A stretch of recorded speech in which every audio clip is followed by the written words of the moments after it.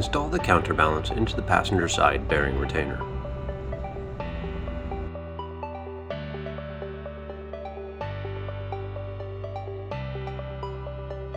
Slide the roadside bearing retainer into the roadside shaft bracket.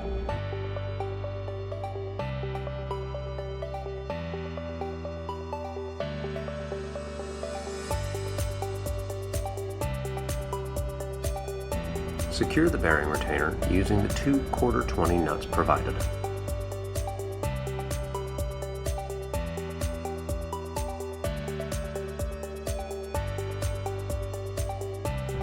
Tighten the nuts using a 7/16 wrench or socket.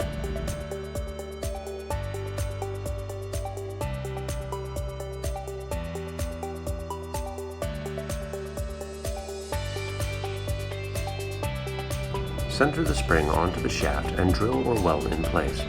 Make sure the shaft is straight and that there is at least 5 inches between the winding cone and the cable drums for spring expansion.